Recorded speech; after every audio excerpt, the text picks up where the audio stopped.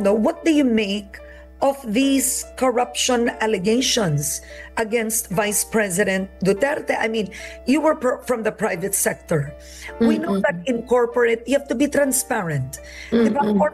Corporations will not tolerate any form of corruption. And I believe hindi ka naman politiko talaga. Yeah. Corporate ang background yung mag-asawa. You're a vice president that does not want to answer how she spent her confidential funds. So ang tanong, how could you support that when you have a different set of values? It's nothing to do with the values, Karen, no? But it's something to do also with yung iba naman na mga officials, hindi naman talaga din sila nag-declare because it's a confidential funds, no? So we cannot propel her also to talk about it kasi after all, it's a confidential fund. So I don't know why people are focusing only on her. When there are also other officials in the same situation as her. Pero siya lang talaga yung na-highlight. And somehow it's also unfair. Nagtataka ako sa narrative nila.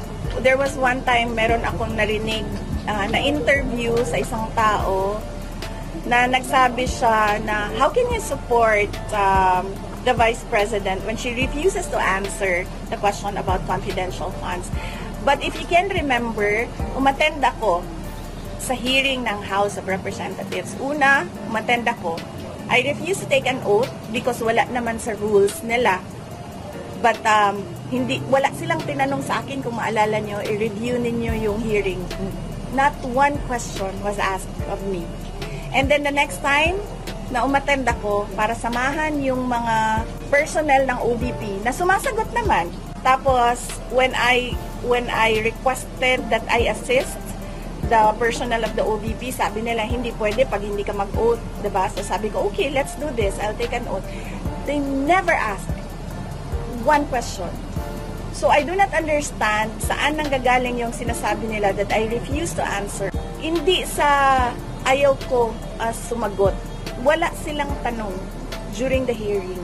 They met a dead end doon sa hearings nila na nag-decide na lang sila, okay, i-impeach na lang natin ito siya without any evidence at all of wrongdoing because nasa Commission on Audit ang lahat ng papers ng confidential funds.